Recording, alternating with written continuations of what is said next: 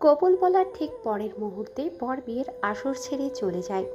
মুহূর্তের মধ্যে বিয়ে বাড়িতে শোরগোল পড়ে গেল। আদ্রির মা শায়লা খন্দকার মেহমানদের সামনে আদ্রির হাত ধরে রুমের মধ্যে টেনে নিয়ে এসে এক প্রকার বিছানায় ছুঁড়ে মারল। আদ্রির টলমলে চোখে শায়লা খন্দকারের মুখের দিকে অপলক দৃষ্টিতে তাকিয়ে রইল। সে যেন নিজের মাকে চিনতেই পারছে না। আদ্রি বিছানা ছেড়ে উঠে শায়লা খন্দকারের দিকে এগিয়ে এসে তার হাত দুটো নিজের মুঠোয় নিয়ে বলল, সরি মা, আমি তোমার কথা রাখতে পারিনি। বিয়ে একটা পবিত্র বন্ধন, জীবনের একটা অবিচ্ছেদ্য অংশ। আমি চাইনি সেই পবিত্র বন্ধন মিথ্যে দিয়ে তৈরি হোক। তাছাড়া সত্য কখনো চাপা থাকে না মা। তারা আজ নয়তো কাল জানতো আমি আদিতা না, তখন তো সমস্যা আরো বাড়তো, তাই না?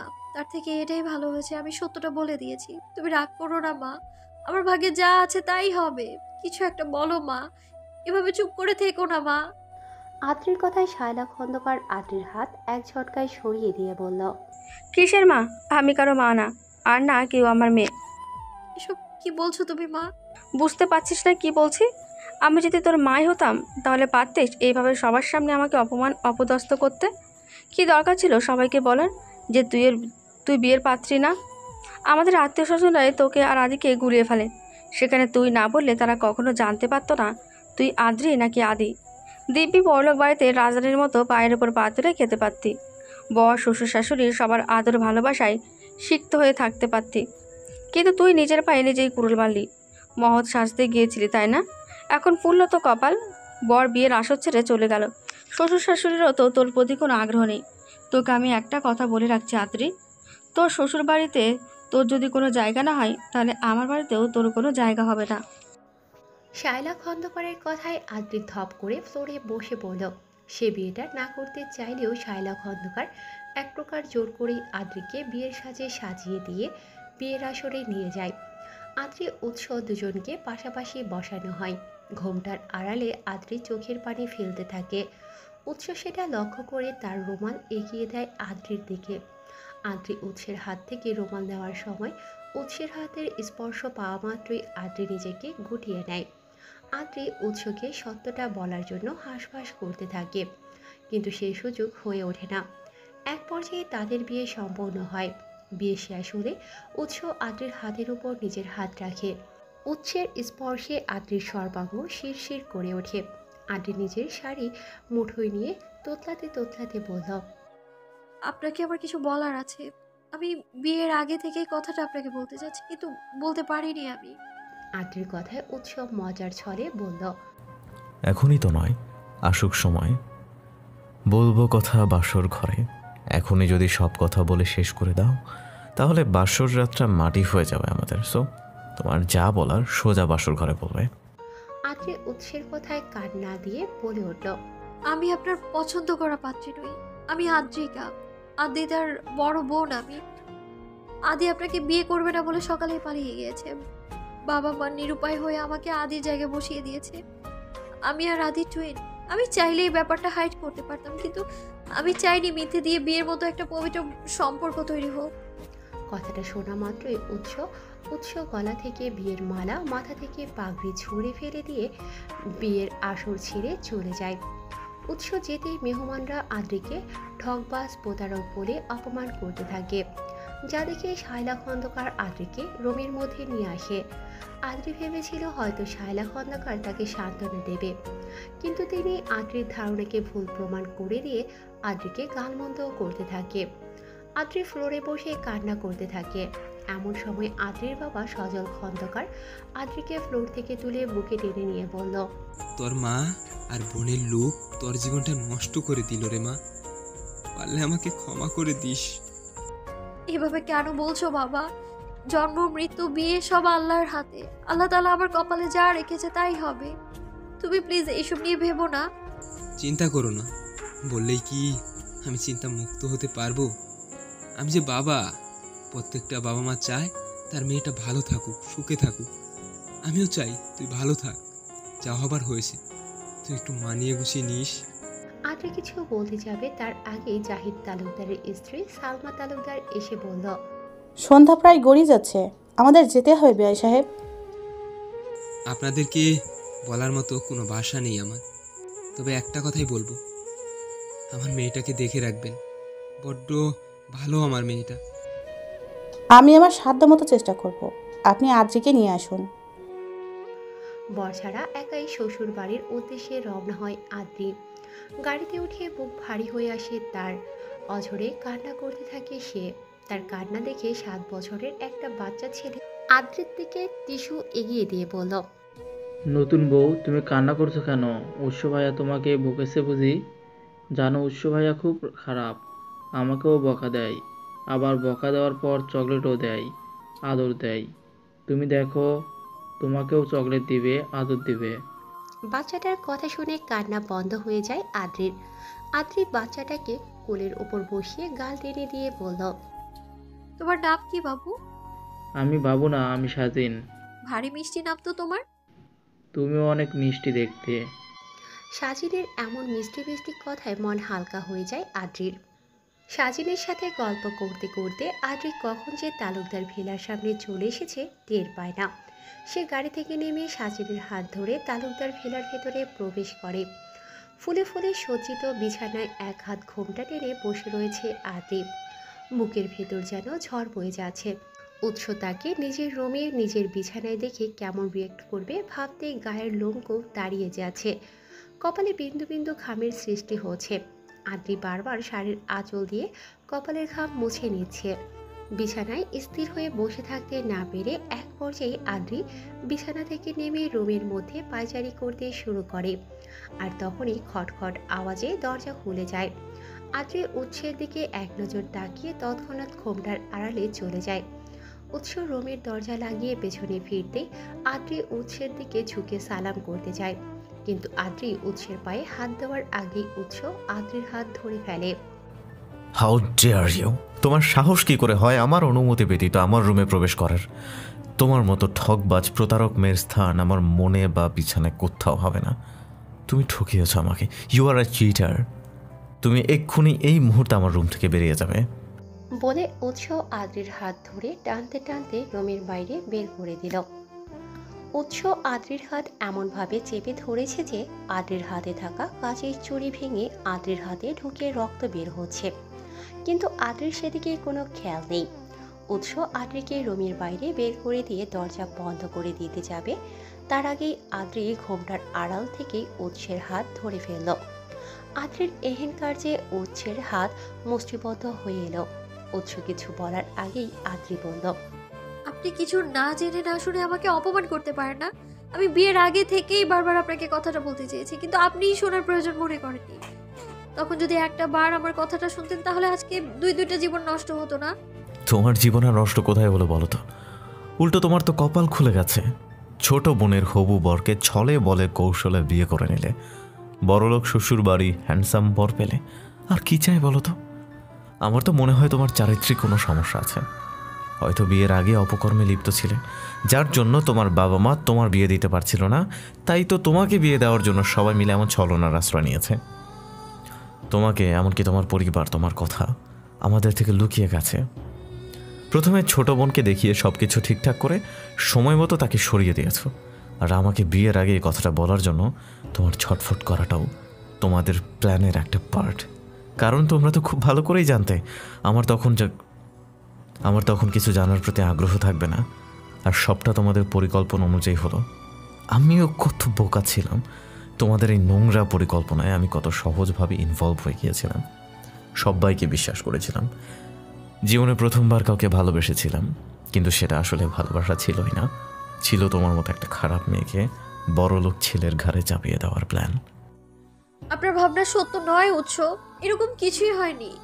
আমি তোমার মুখ থেকে আর একটা কথাও শুনতে চাচ্ছি না। বলে আদ্রির মুখের উপর দরজা লাগিয়ে দিল উৎস।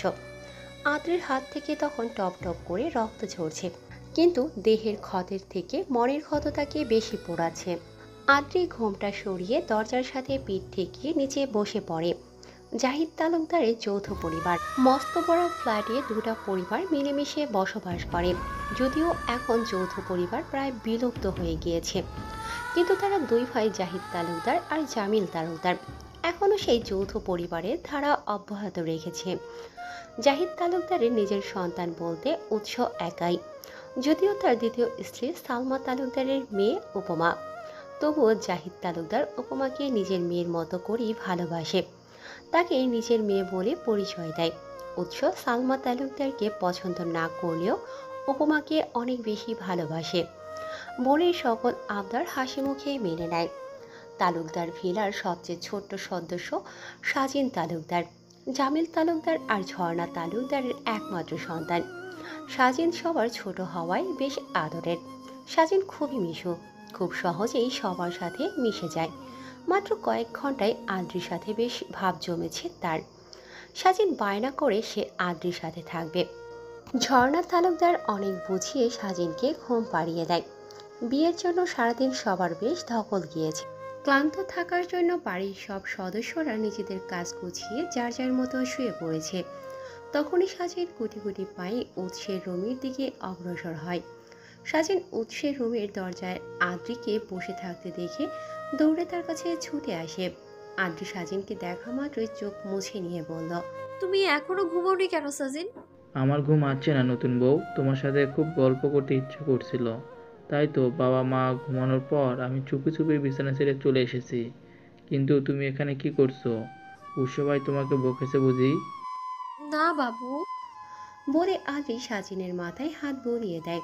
তখনই সাজিন আদ্রির হাত থেকে রক্ত ঝরছে দেখে চিৎকার করে উঠে বলল, তোমার হাত থেকে তো রক্ত বের হচ্ছে নতুন বউ, আমি এক্ষুনি ডাকছি সবাইকে। ও কিছু না বাবু, এমনিতেই ঠিক হয়ে যাব। তোমার কাউকে ডাকতে হবে না। অনেক রাত হয়েছে, তুমি গিয়ে শুয়ে পড়ো বাবু।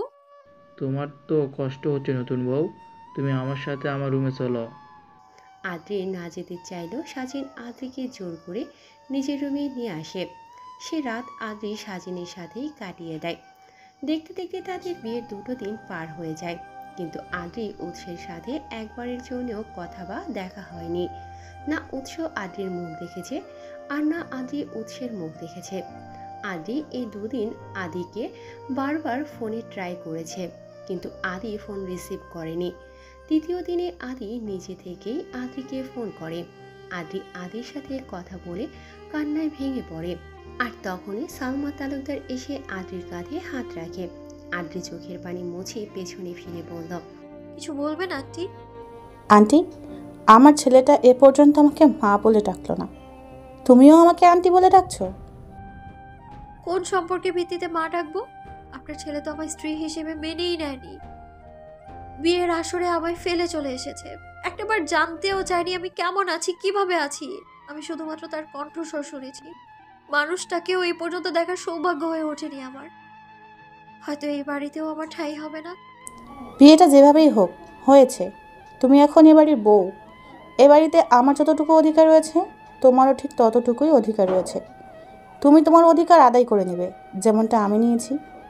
তখন আমার পাশে আমার শাশুড়ি আমার ছিল না, কিন্তু আমি তোমার পাশে আছি। তুমি তোমার স্বামীর ভালোবাসা আদায় করে নেবে।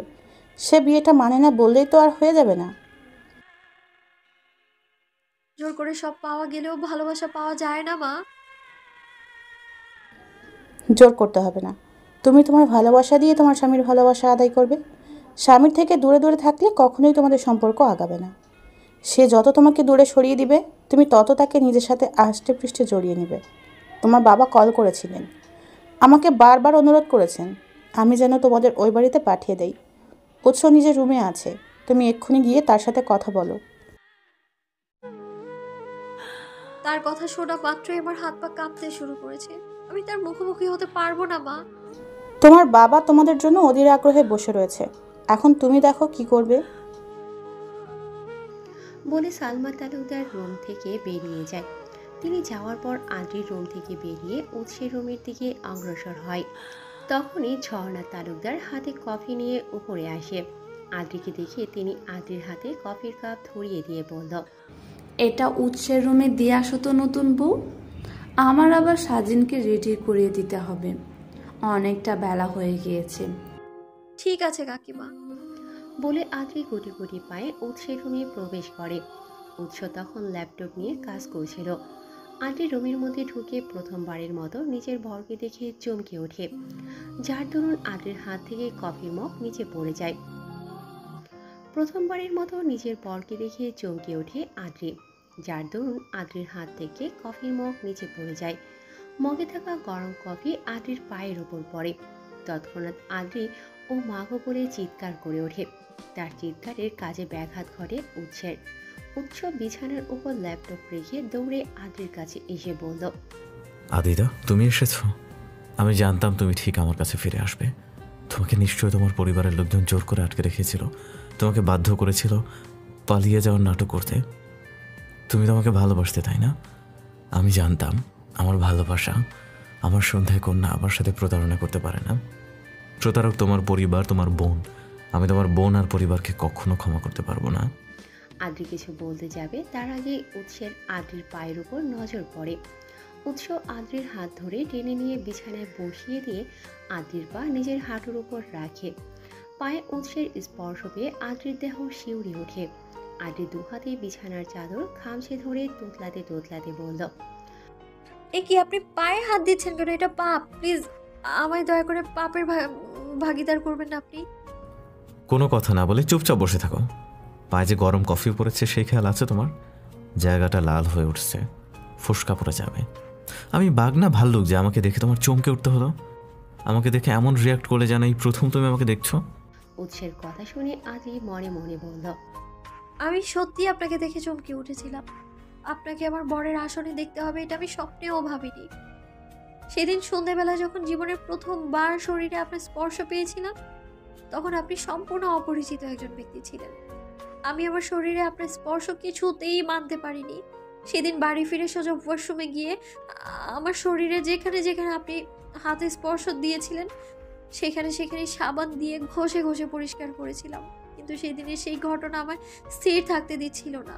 ভেতরে ভেতরে অপরাধ বোধ কাজ করছিল। বারবার মনে হচ্ছিল এতে আমার স্বামীকে ঠকানো হবে। কিন্তু ভাগ্যের নির্মম পরিহাসে সেই মানুষটা আমার বিয়ে করা বর, যার জীবনে আমার কোনো অস্তিত্ব নেই। সে আমাকে আদিতা মনে করে করে আমার সেবা শুশ্রূষা করেছে।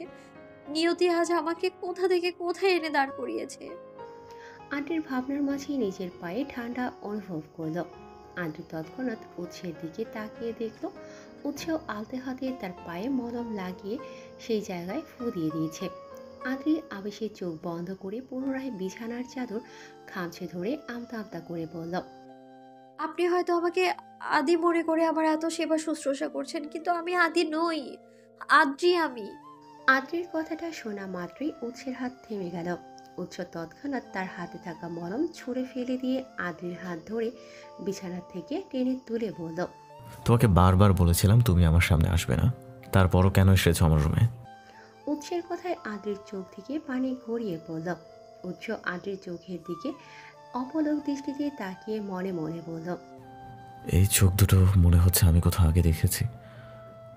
মনে হচ্ছে যেন চোখ দুটো আমাকে কিছু বলতে চাইছে, কিন্তু এমনটা কেন মনে হচ্ছে? এই ঠকবাজ প্রতারক মেয়েকে আজকে প্রথমবার দেখেছি আমি। তবু কেন মনে হচ্ছে এই মেয়েকে আমি আগে কোথাও দেখেছি? তার মানে কি? না না না, হয়তো তারা যমজ বোন হবার দরুন আমার এমনটা মনে হচ্ছে, কিন্তু এই মেয়েকে সেটা বুঝতে দেওয়া যাবে না, তাহলে মাথার উপর উঠে নাচতে শুরু করে দেবে। উৎসের ভাবনার মাঝে আদ্রি বলল, আমি জানি আপনি আমার স্ত্রী হিসেবে মানতে পারছেন না। আপনি ভাবছেন আমি জোর করে আপনার জীবনে প্রবেশ করেছি, কিন্তু আমি জানি আমি কোনো অন্যায় করিনি। উল্টো আদির ভুলের মাসুল আমায় দিতে হচ্ছে। যেভাবেই হোক আমাদের বিয়েটা তো হয়েছে। নিয়ম অনুযায়ী গতকাল আমাদের বাবার বাড়িতে যাওয়ার কথা ছিল, কিন্তু যাওয়া হয়নি। বাবা বারবার কল করে আমাদের যেতে বলেছেন। আমাদের হয়তো আপনাদের মতো এত বড় গাড়ি বাড়ি টাকা পয়সা নেই, কিন্তু বিশ্বাস করুন আমাদের বাড়িতে আপনার আদর আপ্যায়নে বিন্দুমাত্র ত্রুটি থাকবে না। আদ্রি কথা বলার পুরোটা সময় উৎস আদ্রির মুখের দিকে তাকিয়েছিল। আদ্রি কি বলেছে না বলেছে উৎসের সেদিকে কোনো খেয়ালই নেই। আদ্রি উৎসের থেকে কোনো রেসপন্স না পেয়ে উৎসের রুম থেকে বেরিয়ে নিচে চলে আসে। আদ্রি নিচে আসার পরপরই উৎসের ফোন বেজে ওঠে। উৎস কল রিসিভ করতেই ওপাশ থেকে সালাম দিয়ে বলল, কেমন আছো বাবা? জি ভালো, কিন্তু আপনাকে তো ঠিক চিনতে পারলাম না। আমি আদ্রির বাবা বলছি। জি আঙ্কেল বলুন। তোমরা কি এ বাড়িতে আসবে না বাবা? ঠকবাজ প্রতারকদের বাড়ির খাবার যে আমার পেটে হজম হবে না আঙ্কেল। আপনি এসে বরং আপনার মেয়েকে নিয়ে যান, আমি তার সাথে একই ছাদের তলায় থাকতে পারবো না। এসব তুমি কি বলছো বাবা? আদ্রি তোমার স্ত্রী। কিসের স্ত্রী? আমি মানি না এই বিয়ে। আপনারা সকলে মিলে ঠকিয়েছেন আমাকে। আমি কোনোদিনও আপনাদের ক্ষমা করতে পারবো না। অন্যায় আমরা করেছি, কিন্তু আমার মেয়ের কোনো দোষ নেই। আপনার মেয়ে তো ধোয়া তুলসী পাতা, নির্লজ্জের মতো ছোট বোনের হবু বরকে বিয়ে করে নিল। এখানে আমার আদ্রি মায়ের সত্যি কোনো দোষ নেই। এমনকি আদ্রি তো এই বিয়েটা করতেই চায়নি, কিন্তু আমার স্ত্রীর লোভ আর জেদের কাছে হার মানতে হয়েছে তাকে। সে ভেবেছিল বড়লোক বাড়িতে বিয়ে দিতে পারলেই হয়তো আমার মেয়েটা সুখী হতে পারবে, কিন্তু সে হয়তো এটা জানে না যে দুজনের মধ্যে ভালোবাসা না থাকলে রাজপ্রাসাদ, টাকা পয়সা সুখ দিতে পারে না। তবে ভালোবাসা থাকলে কুড়ে ঘরেও সুখে শান্তিতে বসবাস করা যায়। আদিরকে জোর করার পরেও যখন আদির বিয়েটা করতে চায়নি, তখন আমার স্ত্রীর হাতে বিষের বোতল নিয়ে বিষ খেয়ে আত্মহত্যা করার হুমকি দেয়। আদির আর কোনো উপায় না পেয়ে বিয়ের পিড়িতে বাধ্য হয়।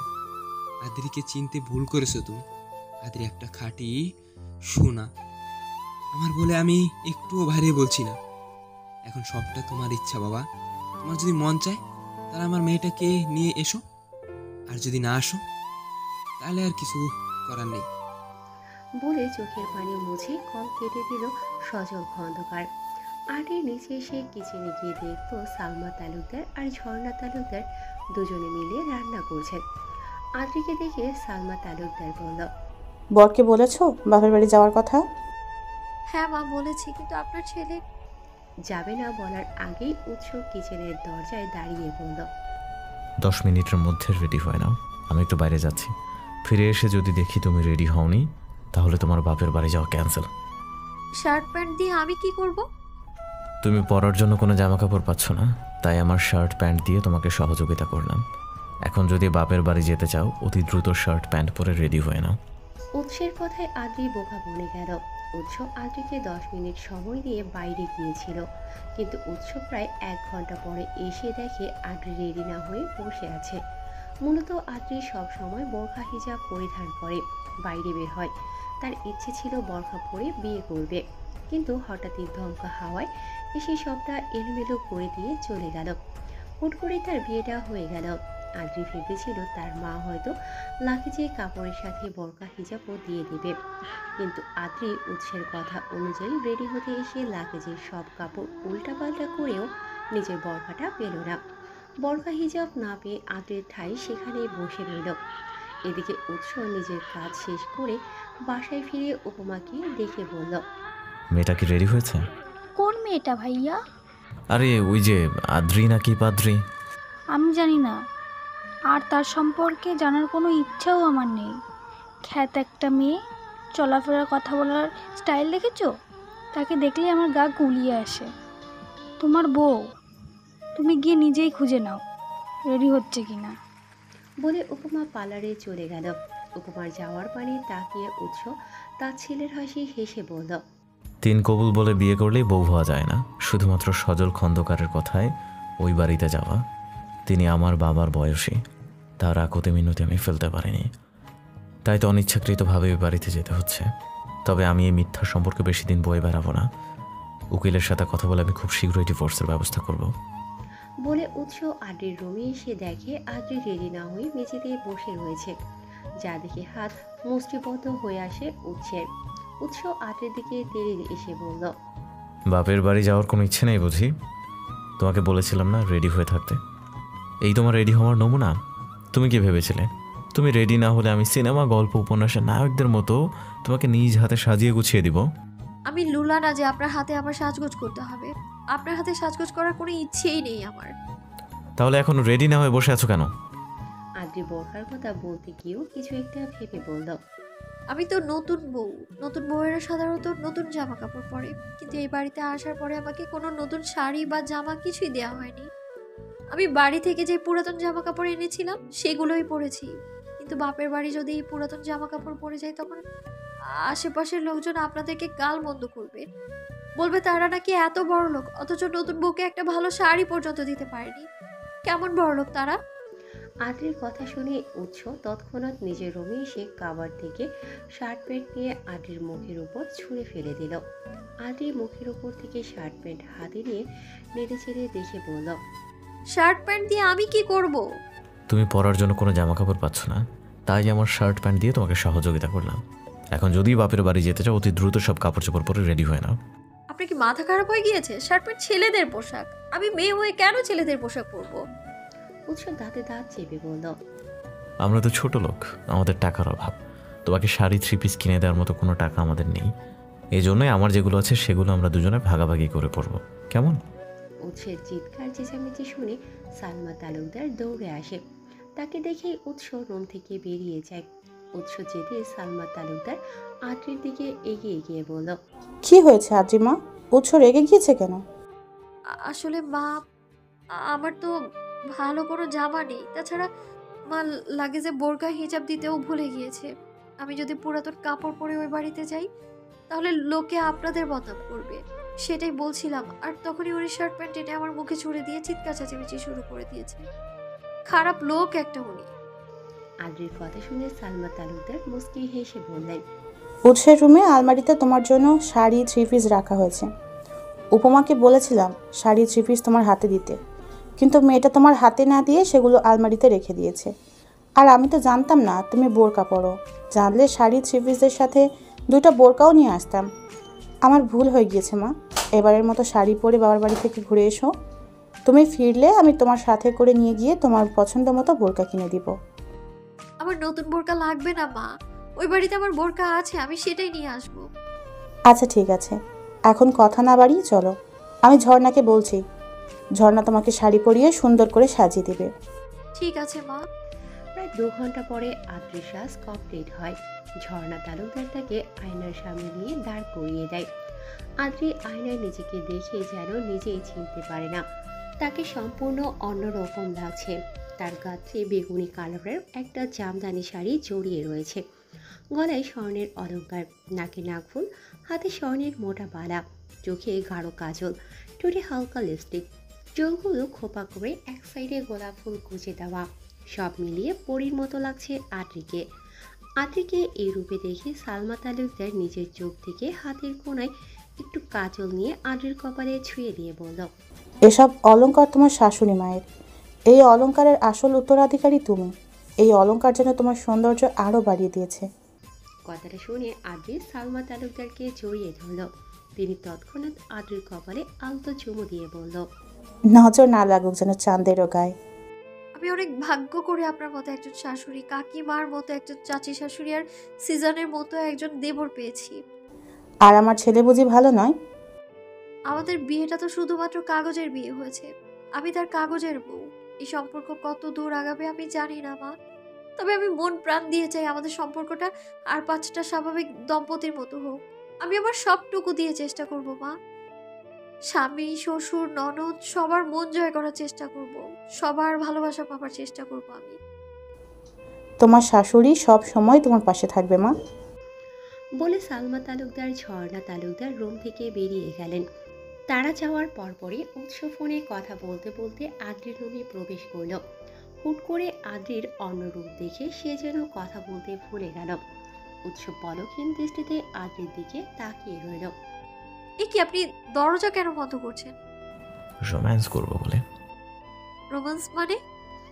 প্রত্যুত্তরে উৎস কিছু না বলে নেশাভরা দৃষ্টিতে তাকিয়ে আদ্রির দিকে এক পা এক করে আগাতে লাগলো। উৎসের এমন চাহনি দেখে শরীর শিরশির করে গায়ে কাঁটা দিয়ে উঠল আদ্রির। আদ্রি উৎসকে নিজের দিকে এগিয়ে আসতে দেখে এক পা করে পেছাতে লাগলো। এক পর্যায়ে আদ্রি শাড়িতে বেঁধে পড়ে যেতে গেলে উৎস আদ্রির কোমর আঁকড়ে ধরল। এতে যেন আদ্রির হাত পা কাঁপতে শুরু করলো। আদ্রি নিজের ব্যালেন্স রাখতে না পেরে উৎসের শার্ট খামচে ধরল, যা দেখে উৎস আরো শক্ত করে আদ্রির কোমর চেপে ধরে নিজের কাছে টেনে নিয়ে এসে আদ্রির কানের কাছে মুখ নিয়ে ফিস ফিস করে বলল, আমাদের বিয়ের সবেমাত্র 2টো দিন হয়েছে, আমরা এখনো নবদম্পতি। আর নববিবাহিত দম্পতি যখন একত্রে রোম্যান্স করে তখন দরজা বন্ধ করে রাখতে হয়। এই সামান্য ব্যাপারটাও বোঝো না তুমি? মাথা মোটা একটা। বলে উৎস আদ্রির ওষ্ঠের দিকে নিজের ওষ্ঠ এগিয়ে নিয়ে যায়। তৎক্ষণাৎ আদ্রি না বলে চিৎকার দিয়ে হাত দিয়ে নিজের ওষ্ঠ চেপে ধরে। আদ্রির চিৎকার শুনে উৎস আদ্রির দিকে এগিয়ে এসে বলল, আমাকে দরজায় দেখে এভাবে এত চিৎকার করে উঠলে কেন? আমি কি বাঘ নাকি ভাল্লুক যে আমাকে দেখেই তোমার চিৎকার চেঁচামেচি শুরু করতে হবে? তোমার চিৎকার শুনে পাশের রুম থেকে নানু নানা কি মনে করে বসবে তিনিই জানেন। আদ্রি মনে মনে বলল।